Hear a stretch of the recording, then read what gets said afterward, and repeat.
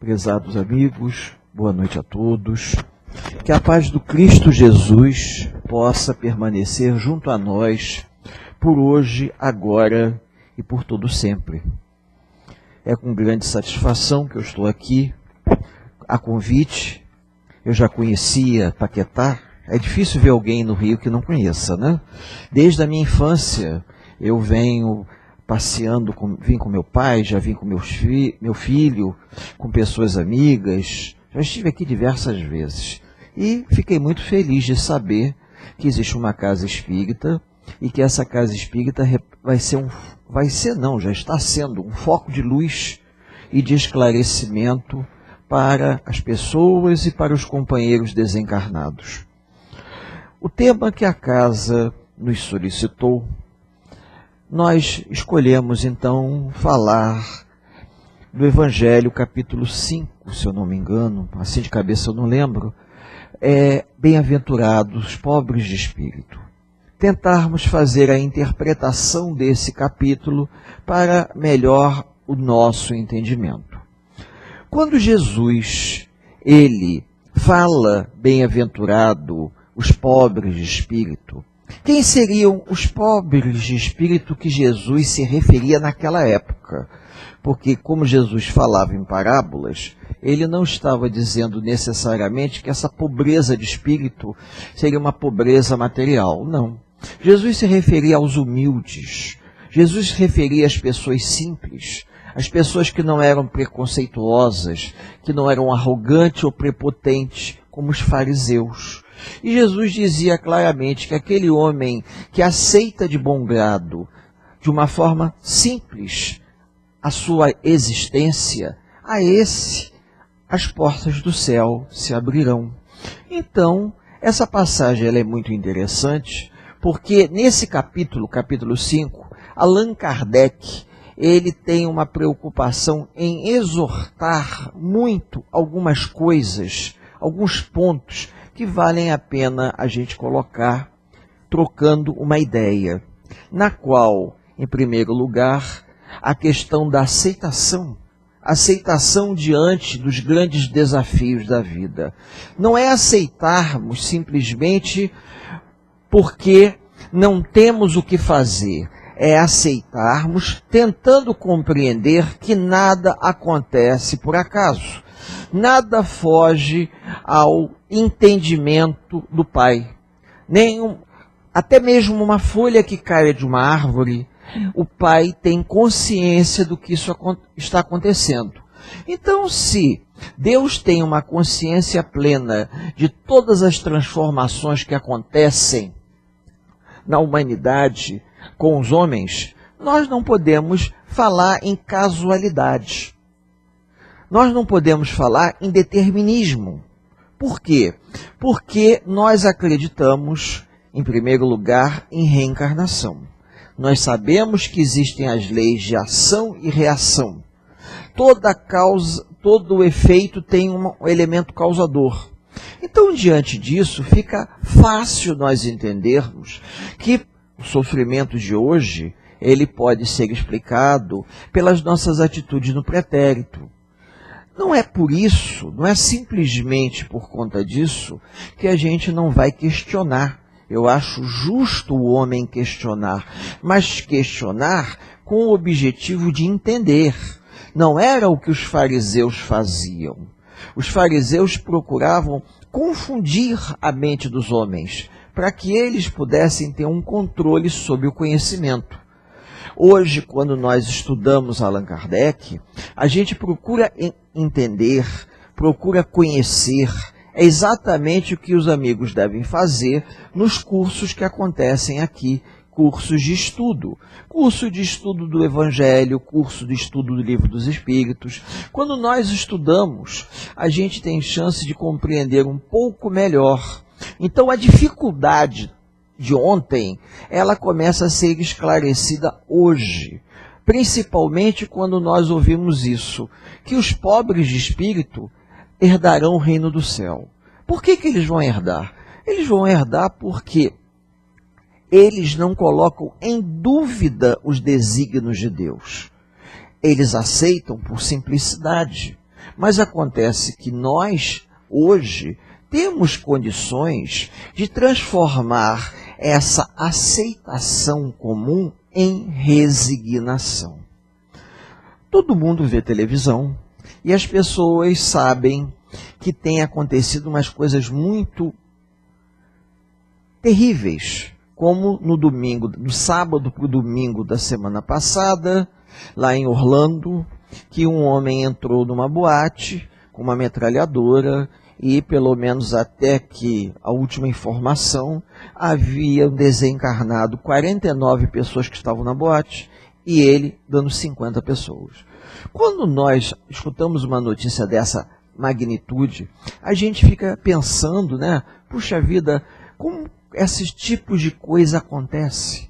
Como é que Deus permite que uma coisa desse porte venha a acontecer? Quando nós estudamos a doutrina espírita, mas não superficialmente, mas quando nós vamos pesquisando e vamos estudando mais a fundo, nós vamos compreendendo que tudo o que acontece na vida tem uma ligação com algo dessa própria encarnação ou de encarnações passadas. E isso já nos facilita, porque a gente sabe perfeitamente que não há uma casualidade. Então, se já sabemos disso, isso nos facilita em muito. Por quê? Porque a gente vai tentar encontrar uma possível explicação para uma loucura dessa. As pessoas que desencarnaram naquele trágico incidente tiveram muitas oportunidades de resgatar faltas cometidas em outras vidas. Por quê? Nada acontece por acaso. Aquelas pessoas que estavam ali precisavam passar por aquilo. Só que às vezes a gente fica se questionando, será que não poderia acontecer de uma outra forma diferente? Quando nós nos predispomos a passar por determinadas provas, nós vamos passar por elas. E com isso, a gente precisa resgatar alguma coisa, precisamos dar um testemunho, precisamos viver alguma coisa para que a gente possa repensar, rever os valores da nossa vida. Lógico que isso não é para uma pessoa que chegou aqui pela primeira vez. É duro receber numa casa espírita uma mãe ou um pai que perdeu o filho num acidente, e um pai ou uma mãe revoltados, que buscam consolação e esclarecimento, e nós vamos dizer para essas pessoas que nada acontece por acaso, que aquilo tinha que acontecer. Naquele momento, a gente não pode dizer isso. A gente tem que auxiliar essas pessoas, consolar essas pessoas, mas sem querer esclarecê-los, porque eles não estão em condições de ser esclarecidos. Mais tarde, quando o indivíduo evoluiu um pouco mais, estiver um pouco mais conformado, ele talvez possa ouvir a verdade que hoje ele não tem condições de ouvir. Nós mesmos, nas nossas famílias, às vezes temos que passar por determinadas situações que representam um verdadeiro desafio. Por quê? Porque às vezes a gente não consegue entender por que nós estamos passando pelo que estamos. Não fizemos nada para merecer uma situação tão difícil, mas isso acontece porque dentro da nossa programação de vida espiritual, nós, antes de reencarnar, tínhamos uma consciência plena, o que não acontece agora, porque na condição de encarnados e na condição desse estado de vigília, como eles chamam, nós esquecemos o passado, nós esquecemos certos compromissos e a gente tem apenas a intuição deles ou o pressentimento deles. Mas nós não temos a noção exata do que nós nos comprometemos com a espiritualidade para realizar na atual encarnação. Isso até acontece como um teste para que a gente possa domar as nossas más tendências e assumir de maneira clara os compromissos de vida que se colocam no nosso caminho. Isso é importante. Quando Jesus fez esse comentário, não é que Jesus quisesse que os homens, esperasse que os homens fossem passivos diante de tudo o que acontece na vida. Não, não é. O indivíduo, ele tem o direito de ficar indignado diante de coisas como essa. Ele precisa, sim, buscar o conhecimento, buscar o esclarecimento, para que ele não recaia naquela condição que muitos já devem ter visto, de pessoas que às vezes passam por uma prova muito dura e depois o indivíduo ele entra numa revolta muito grande. Por quê? Porque ele foi sendo preparado homeopaticamente, mas na hora dele dar o testemunho, ele não teve humildade suficiente para aceitar a prova que ele tinha que passar. Então, voltando à passagem bíblica, os pobres de espírito são os humildes. Os humildes, pessoas que aceitam a prova, a aprovação, os testes da vida, sem se revoltar contra eles. Porque existe uma diferença muito grande entre eu aceitar o que acontece na minha vida e eu entender. Há uma diferença. Tanto é que a bênção do esquecimento nos levou a praticamente não lembrar de nada que aconteceu em vidas passadas. Então, hoje, nesse momento que estamos vivendo, passamos às vezes por verdadeiras provas que nos testam, levam a gente até ao último grau da paciência e da tolerância. Mas você precisa aceitar isso. Nós precisamos aceitar isso como um teste de mudança de conduta. Em outras palavras, esse tipo de provação nos ajuda no processo de reforma íntima, no nosso processo de renovação. Por isso que nós estamos aqui. Nós precisamos da casa espírita. Precisamos da casa espírita para poder aprender, para poder ter a consciência da nossa responsabilidade para com os nossos familiares e para com os nossos amigos. E diante disso, nós não podemos nos esquivar a determinados compromissos. É lógico que quando a pessoa trabalha, a pessoa estuda, a pessoa não tem muito tempo para se dedicar, a pessoa não deve assumir certos compromissos. Mas se ela já tem condições de, por exemplo, assumir um compromisso para trabalhar na casa, ela estará tendo uma atitude a favor dela, a favor de toda a comunidade. Isso é uma coisa muito pessoal. Eu, quando comecei a frequentar a casa espírita que estou até hoje, demorou um pouco até que eu percebesse isso. E hoje eu tento fazer o que está ao meu alcance. Quando dá oportunidade eu faço. Mas eu procuro também, independente do trabalho como voluntário, do trabalho como médium da casa, eu também tenho que me esclarecer. Porque o esclarecimento é extremamente importante. Existe uma passagem bíblica, eu falei bíblica, mas não, uma passagem dos livros espíritas, que eu não sei se foi Kardec que falou isso, ou se foi Leon Denis, agora não estou me lembrando, que dizia o seguinte: espíritas, amai-vos, mas, acima de tudo, procurem se instruir. Por que se instruir?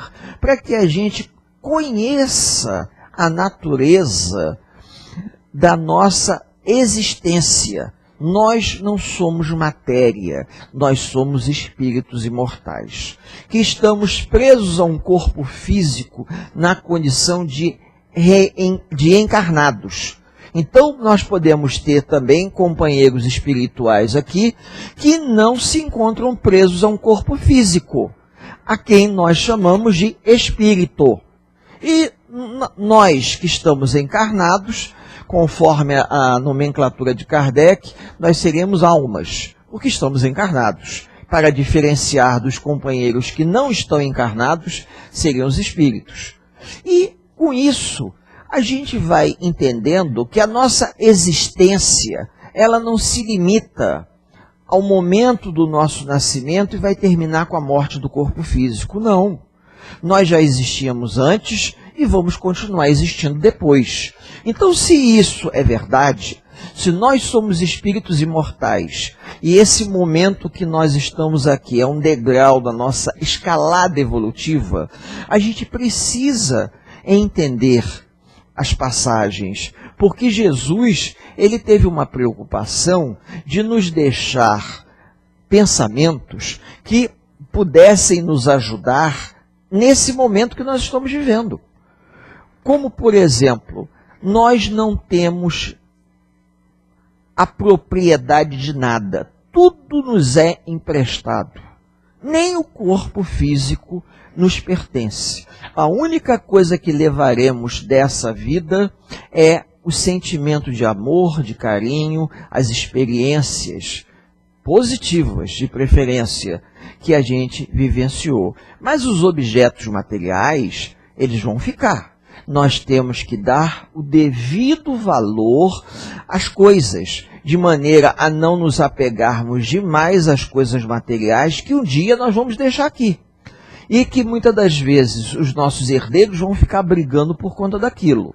Então a gente, à medida que vai melhor compreendendo a doutrina, à medida que nós vamos estudando, nós vamos fazendo uma reeducação de valores. E nessa reeducação de valores, a gente começa a ver que o homem velho que nós queremos deixar para trás, realizando a reforma íntima, ele é muito presente na nossa vida. E por ser muito presente, nós precisamos fazer um trabalho muito grande com nós mesmos de autoconsciência. Existe uma diferença entre a teoria e a prática. Teoricamente, todo mundo conhece algumas leis de Deus. Teoricamente, muitas pessoas conhecem as passagens do Evangelho, mas acontece que na prática, na hora do testemunho, no momento em que a gente tem que deixar de lado a nossa opinião pessoal para fazermos alguma coisa em favor do próximo, da coletividade, exercitar a prática do amor ao próximo, ajudando a quem precisa, colaborando com quem necessita, abrindo mão do seu tempo pessoal, do seu tempo de descanso, para ajudar, compartilhar ideias, a gente vai se modificando. E vai se modificando e vai entendendo que o tipo de pessoa que eu desejo me transformar, ela vai ser resultado de todo o meu empenho, de toda a minha dedicação, do meu estudo e do esforço que eu estou fazendo. Exatamente a passagem que diz que o verdadeiro espírita é identificado pelo esforço que faz em domar as suas más tendências e inclinações. Por quê? Porque nós ainda somos criaturas imperfeitas.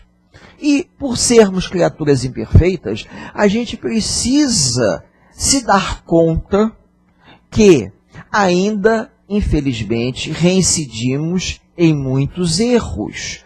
E nós precisamos nos modificar. E como é que nós vamos nos modificar? Porque às vezes eu erro sem querer. Porque nós somos espíritos ainda num nível de evolução tão pequeno que às vezes a gente erra quando a gente quer acertar. Então, o que eu desejo é que a gente tente errar menos, porque é quase impossível não errar. Às vezes você faz tudo que está ao seu alcance, mas acaba cometendo algum erro. E a gente vai aprendendo com isso. A gente vai aprendendo, nós vamos aprendendo a prática do amor ao próximo e também o exercício da humildade. E a humildade, ela é importante porque nós vamos reconhecer pela humildade as nossas limitações, as nossas fraquezas. Por isso que Jesus dizia, bem-aventurados humildes. Por quê? Porque o indivíduo, ele, diante de um grande desafio da vida, ele abaixa a cabeça e aceita.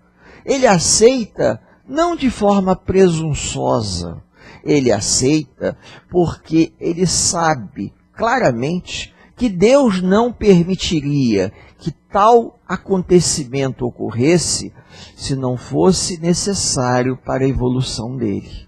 Ele não se revolta, ele não briga com Deus, ele não reclama, ele aceita. E esse processo de aceitação, esse processo de reflexão, vai nos levando a uma mudança mental que nos ajuda para que a gente possa evoluir nessa maneira de aceitação, a ponto de nós podermos dizer que nós encontramos a resignação. E o que seria a resignação? A resignação não deixa de ser uma aceitação, mas não é aquela aceitação por aceitar.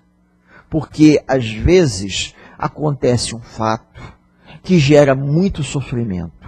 Perdemos um ente querido, perdemos nossa mãe, perdemos nosso pai, e a aceitação da morte, da separação, do afastamento, às vezes leva muito tempo para que a pessoa se acostume com essa ideia. A pessoa vai se acostumando, mas ela vai vendo que o que ela poderia fazer? Principalmente se foi uma pessoa com uma certa idade, que viveu a vida dela, fez o que podia fazer. Quando a gente começa a compreender melhor que Deus faz tudo certo, Deus escreve tudo certo, mas por linhas tortas. Então nós vamos começando a deixar aquela aceitação de conveniência para uma resignação. Por que eu digo uma aceitação de conveniência? Porque algumas pessoas dizem de forma errada que a gente se acostuma com a dor. Ninguém se acostuma com a dor. Eu acho que o indivíduo, para conviver com a dor o tempo todo, ele é uma pessoa que não tem fé, ele não acredita. Eu sei que é difícil dizer isso. Por quê? Porque se nós conhecemos a doutrina espírita, se nós estudamos a doutrina espírita, compartilhamos com os amigos, nós vamos ter que dar um testemunho. E fica mais fácil para a gente dar esse testemunho quando nós já temos um conhecimento da doutrina. Alguns aqui já frequentam uma casa espírita há bastante tempo e sabem perfeitamente que quando nós já estamos estudando, já estamos lendo, já estamos convivendo, fazendo parte de grupos de estudo, trabalhando na casa como médium, nós vamos modificando a nossa maneira de ser. Nós deixamos de ser pessoas tão rudes e vamos nos tornando pessoas mais assim, depuradas. E esse processo vai ser um processo facilitador para que a gente possa enfrentar os grandes desafios do mundo, os desafios da nossa vida. Não com a aceitação do acostumar com a dor, não, mas com a resignação. Por quê? Porque na resignação a gente tem a consciência de que o que está acontecendo não está se passando de forma que Deus não veja os erros cometidos pelas pessoas. Deus sabe exatamente o que se passa. Nós estamos passando por um momento na história do Brasil que parece que algumas pessoas em particular, elas se acham no direito de fazer o que elas bem entendem, como se nunca a lei fosse bater na porta delas para cobrar as atitudes delas. Mas isso não é verdade, isso um dia vai acontecer. E o dia que acontecer, essas pessoas terão que dar um testemunho ao qual elas não vão estar preparadas para dar. Por quê? Porque o indivíduo nunca se interessou em se preparar para os grandes desafios da vida. Ele vive a vida como se não existisse vida após a morte, como se a existência se limitasse ao que nós estamos vendo, o que estamos vivendo aqui. E isso é muito ruim, porque às vezes um indivíduo, quando perde alguém que é muito querido, é um golpe tão grande que a pessoa entra num processo de perturbação, a pessoa adoece, muitas das vezes desenvolve uma doença psicossomática, porque o indivíduo não consegue aceitar uma perda. Quanto nós, estudando, lendo, conhecendo um pouquinho da doutrina, já temos dificuldade de aceitar uma perda de um filho, por exemplo. Dizem que as 5 maiores dores morais são a perda da mãe, depois a perda de um filho, a perda de um companheiro, desemprego, e a outra eu não me lembro bem, mas são 4 a 5 questões que são os nossos maiores desafios. A separação. A 5ª tinha a ver com separação, casais em processo de separação litigioso, que são as 5 maiores dores morais. Quando nós temos a oportunidade de ter a consciência, ler a passagem e pensar, meu Deus, como é que eu vou pegar essa passagem e vou trazer isso para a minha vida prática? Porque muitas pessoas, às vezes, em algumas casas espíritas que nós temos chance de ir, elas perguntam exatamente isso. Como é que eu posso vivenciar o que nós estamos estudando aqui?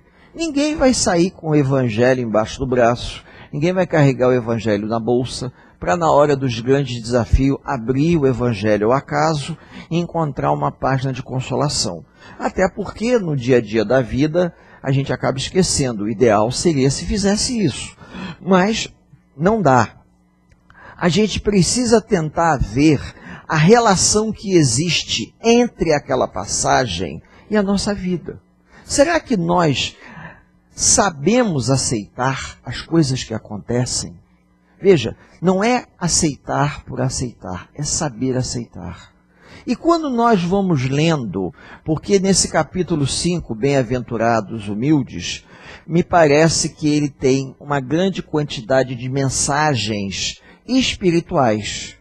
Todos os capítulos do Evangelho, segundo o Espiritismo, tem ao final do capítulo mensagens espirituais, aonde o Espírito da Verdade, que era uma gama de espíritos, era uma equipe que se apresentava com o nome de Espírito da Verdade para Kardec. Todos assinavam como Espírito da Verdade, mas hoje nós sabemos que era uma equipe de vários espíritos muito evoluídos que orientaram Kardec para a elaboração da codificação. Então Allan Kardec, ele teve a chance de receber um conhecimento muito bem elaborado e mensagens muito objetivas, que às vezes a gente não estuda como deveria, que é ler essas mensagens e ver o tipo de orientação que os espíritos estão nos dando. Que a gente procure ter uma vida correta, que a gente procure respeitar aos pais, nosso pai, nossa mãe, os nossos amigos e familiares, que a gente procure ajudar o semelhante, que a gente procure colaborar com aqueles que precisam, que a gente faça a caridade. Eles dizem isso, porque por intermédio dessas atitudes, nós vamos nos preparando para enfrentar os grandes desafios da vida. E quais seriam esses desafios? Esses 5 que eu acabei de falar. A morte de uma mãe, a morte de um pai, isso de uma maneira prematura ou já com uma idade avançada. A morte de um filho, que normalmente isso chega a ser um grande desafio, porque pela nossa maneira de pensar tradicional, a gente espera que os filhos enterrem os pais, e não é que os pais venham enterrar os filhos. Isso é um grande desafio. Uma pessoa que chega à idade de 80, 85 anos, 90 anos, que hoje não é novidade nenhuma, se procurar tem pessoas aqui nesse quarteirão, provavelmente com mais de 90, e o indivíduo às vezes chega numa idade dessa e vê seu filho com 70, 75 anos, 70, 65, 70 e a pessoa com 90, vê o filho desencarnar num acidente de carro, num assalto, que é o que acontece no Rio de Janeiro. A gente vê isso, não só no Rio, mas em todo o país, ou às vezes por uma doença inesperada que pega de surpresa. E nós não estamos preparados para enfrentar um desemprego. De uma hora para outra acontece um fato abrupto que pega, a gente vê na televisão, empresas fechando, mandando centenas de pessoas embora, ou de uma separação, um casal que já vive junto há bastante tempo, e de repente acontece um incidente qualquer, esse casal se separa de uma forma litigiosa, ou melhor, com briga. Então, esses 5 acontecimentos mexem realmente conosco. E nem sempre nós estamos preparados. A gente às vezes acha que está se preparando, mas a gente nunca está preparado adequadamente. E se nós nos munirmos de um conhecimento que venha a nos esclarecer, esse conhecimento vai ajudar a gente. Vai ajudar porque quando nós perdermos a nossa mãe, já velhinha, a gente vai agradecer a Deus pela oportunidade de ter convivido com ela e dela ter vivido e feito o que tinha que ser feito. A gente às vezes tem dificuldade de aceitar aquilo que foge ao convencional. Mesmo assim, a gente precisa dessa orientação dos espíritos, buscar esse conhecimento para poder facilitar, ser um elemento facilitador. Tem momentos que quando nós nos deparamos com situações muito difíceis, que aí bate aquela coisa, o que eu vou fazer? Eu vou lá, recorro às obras da codificação, tentando encontrar ali todo um conhecimento que possa me dar uma sustentação. Aquele ombro amigo, aquela ajuda fraterna, que às vezes nós encontramos na casa espírita, a gente encontra nas obras da codificação. Justamente quando os espíritos que deixaram o registro, eles procuram nos exortar à prática do bem. Nos exortar a deixar as queixas e lamentações de lado e arregaçarmos as mangas para fazermos alguma coisa em favor de quem precisa. Madre Teresa de Calcutá, ela disse uma coisa muito interessante que ficou registrado. As mãos que obram em favor dos necessitados são mais importantes do que os lábios que só rezam. Então, no lugar de ficarmos aqui numa contemplação e uma oração, por que não podemos arregaçar as mangas e fazer alguma coisa por quem de fato precisa? Cada lugar, cada casa espírita, dentro das suas possibilidades, dentro da sua programação, pode se dispor a fazer alguma coisa por quem necessita. Existe a ajuda material, que é aquela ajuda que você oferece a quem tem fome, a quem tem sede, a quem tem frio. Nessa época do ano é comum fazer a famosa campanha do cobertor, né? Para que as pessoas possam recolher cobertores para dar para aquelas pessoas que moram na rua, que não têm condições. Em São Paulo, existem algumas obras sociais, não só espírita, mas também evangélicos, católicos, que fazem um trabalho formidável à noite com os moradores de rua. As pessoas vão, tem combis, eu já tive chance de ver, e eles fazem distribuição de sopa. Então, nessa época do ano, as combis param em determinados lugares, que parece que já é uma coisa pré-estabelecida, e todos os moradores de rua vão tomar sopa, vão comer alguma coisa. Só para os amigos terem uma ideia, a população de rua de São Paulo gira em torno de 34 a 35 mil pessoas. Vejam, 35 mil pessoas. É muito mais do que o número de habitantes de muitas cidadezinhas do interior aqui. E isso só na grande São Paulo. E esse pessoal todo que vive na rua, embaixo de marquise, embaixo de viaduto, que é morador de rua, porque antigamente a gente dizia que era mendigo, né? Aí o mendigo evoluiu, agora virou morador de rua, sem casa, sem teto. E esse pessoal que mora na rua vai tomar essa sopa. E às vezes a gente perde a oportunidade de colaborar no processo de doação. Porque é interessante quando a gente participa dessas atividades, porque a gente vê no semblante de cada um que chega ali um sofrimento, uma necessidade, um gesto de agradecimento, um sorriso de agradecimento que vai nos dar uma energia nova para a gente continuar a nossa vida. E são nesses momentos de trabalho, na caridade, na prática do amor ao próximo, que nós descobrimos que nós somos muito mais felizes do que nós imaginávamos. Porque nós temos saúde, nós temos uma casa, nós temos um lar. A família não é exatamente como gostaríamos, mas temos uma família. Quantos não têm? Existem pessoas que não têm ninguém para olhar por elas. E nós temos.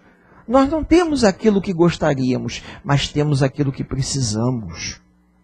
E isso vai nos ajudar.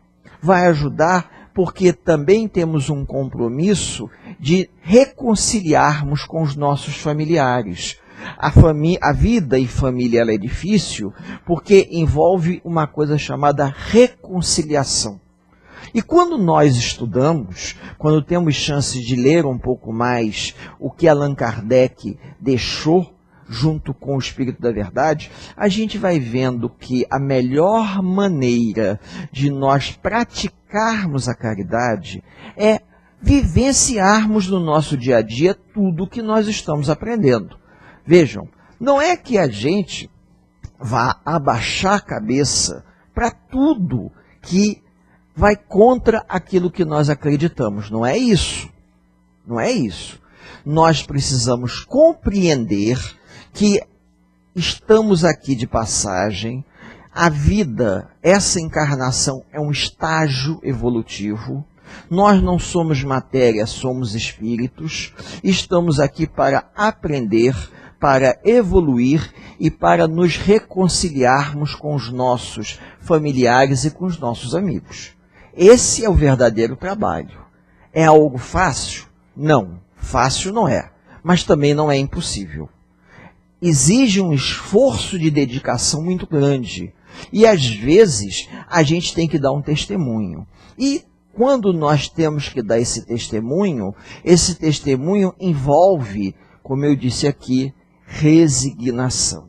Não é somente aceitação, porque eu posso aceitar, aceito porque eu não tenho mais nada o que fazer.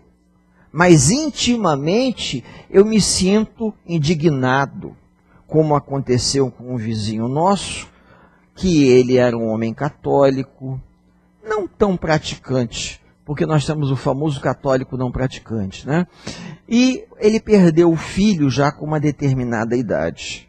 Vocês devem se lembrar daquele acidente com um avião da Gol, que teve sobre a região amazônica, a coisa de uns 5 ou 6 anos atrás, se eu não me engano, e entre as pessoas que vieram a desencarnar, havia um rapaz que eu conhecia desde a infância. Esse rapaz era filho de um vizinho nosso. E a dor da perda foi tão grande que eu acho que acelerou o desencarne da esposa desse senhor e deixou esse senhor numa condição muito para baixo. Ele não teve estrutura para aceitar o desencarne do filho. Até porque, com o acidente, o caixão veio lacrado, eles sepultaram, não se sabe exatamente o que, porque houve até uma certa dificuldade em se identificar os restos das pessoas, tamanho a queda e tudo o que aconteceu. Então não é uma coisa fácil esperar que uma pessoa cristã, católica, aceite, seria a mesma coisa que pedir que um de nós aceitasse também. Agora, a diferença é que eu acho que a doutrina, por explicar um pouco mais, ela facilita, ela é um elemento facilitador. Então, ela diminui aquela dificuldade que nós temos diante de um problema. Os 3 principais objetivos da doutrina criada por Allan Kardec é consolar, esclarecer e libertar. Quando uma pessoa chega à casa espírita buscando ajuda, a primeira coisa que nós procuramos fazer é tentar entender o que se passa na vida da pessoa, se ela assim desejar. Depois, vamos consolá-la no sentido de procurar mostrar a ela que nada acontece por acaso. Não existe acaso. Acaso, dizem que é o pseudônimo de Deus, quando ele não resolve assinar. Porque não existe acaso. As coisas acontecem dentro de uma programação. Nós é que não temos capacidade de compreensão para entender essa programação. Mas quando a gente começa a estudar um pouco mais da doutrina espírita, quando a gente começa a tentar viver um pouquinho da doutrina, por que eu digo viver? Porque vai ter um momento que muitos aqui vão perceber que aquilo que nós conversamos aqui, aquelas ideias que nós trocamos aqui, aquele conteúdo que a gente passa, a gente tem que vivê-lo no nosso dia a dia, na nossa vida. Não é uma coisa para ser compartilhada e vivenciada única e exclusivamente aqui, não. A gente precisa pegar esse conhecimento, precisa pegar essas ideias, e quando estivermos no nosso trabalho, no banco, no supermercado, no comércio, a gente deve se lembrar e deve exercitar isso, dando a vez ao próximo, ajudando a quem precisa, sendo cortês, procurando se reeducar. A reforma íntima é a mesma coisa que uma reeducação de valores, uma reeducação de valores morais. Não é uma tarefa que nós vamos fazer de uma hora para outra. Ninguém vai conseguir fazer isso em 2, 3 anos de vivência numa casa espírita. Isso é uma tarefa para toda a nossa encarnação. Nós vamos continuar batendo nessa tecla até no momento que a gente desencarnar. Por quê? Porque para nós nos reeducarmos, a gente vai ter que reconhecer que muitas coisas que nós aprendemos, muita coisa que a gente acredita, não é adequada. Nem tudo que é oferecido por essa sociedade, nem tudo que a sociedade assina embaixo como uma coisa liberada, nos convém. E a gente tem que ter essa consciência. Não é pelo simples fato da sociedade dizer que é lícito fazer, que eu vou fazer, porque aquilo não me convém. É exatamente como nós estamos agora vivendo uma grande questão com o fator da liberação da maconha. Todos devem saber disso, porque dá na televisão. Inclusive, em alguns países, a maconha está sendo liberada para uso. E nós ficamos numa dúvida muito grande. Por quê? Porque a nossa sociedade ela não amadureceu o suficiente para saber fazer o devido uso. Então, se o país vizinho liberou, é problema do país vizinho, mas nós temos que pensar na responsabilidade que isso vai incidir sobre todos nós, sobre os jovens. Então, pelo simples fato de ser lícito, não quer dizer que nos convenha fazer. A gente tem a obrigação de parar e pensar. Da mesma maneira, quando a gente vai num restaurante de comida, aquilo, que tem aquelas, tipo assim, parece uma tesoura, que a gente vai escolhendo o legume, vai escolhendo aquilo que vai botar no nosso prato, a gente deve escolher a emoção que nós gostaríamos de vivenciar, o canal de televisão que nós devemos assistir, que cá para nós, hein? Tem uns canais de televisão que no horário da tarde, no horário de 4, 5, 6 horas da tarde, Não precisa nem dizer quais são. Olha, é um desafio a qualquer coisa. Porque você liga ali, os caras falam só, parece que só existe coisa errada no país. Não colocam uma coisa positiva, só colocam coisa negativa. Eles conseguem a audiência fazendo um sensacionalismo, um jornalismo sensacionalista em cima da desgraça do semelhante. E aí você assiste aquilo tudo e o fato de você assistir não vai ajudar a quem foi prejudicado, nem a você próprio, só gera audiência para o canal de televisão. E com isso, a gente tem que aprender a selecionar também as leituras, aprender a selecionar as coisas para, nesse processo de triagem, fazer um filtro. Fazer um filtro de forma a escolher aquilo que nós desejamos para nós, da melhor maneira possível. Eu estou passando isso para os companheiros porque dentro do capítulo de bem-aventurados os pobres de espírito, bem-aventurados os simples, nós temos as orientações dos espíritos. E essas orientações dos espíritos, elas são extremamente interessantes. Até porque existem alguns companheiros, para que a gente possa finalizar, que eles dizem claramente, se vocês querem encontrar a felicidade, façam aquilo que eu não fiz, façam o bem, exercitem a prática do amor ao próximo, ajudem as pessoas que precisam, pois vocês estarão no caminho correto. Nós somos os humildes. Por quê? Porque estamos tentando, num esforço muito grande, deixar de lado o nosso ponto de vista materialista que a educação terrena nos construiu para, através da reforma íntima, nos tornarmos pessoas melhores, compreendendo que a palavra do Evangelho, ela pode ser vivida no nosso dia a dia, vai depender muito de cada um de nós. Que a paz do Mestre Jesus possa permanecer junto a todos que aqui se encontram, encarnados e desencarnados, por hoje, agora e por todo sempre. Uma boa noite a todos.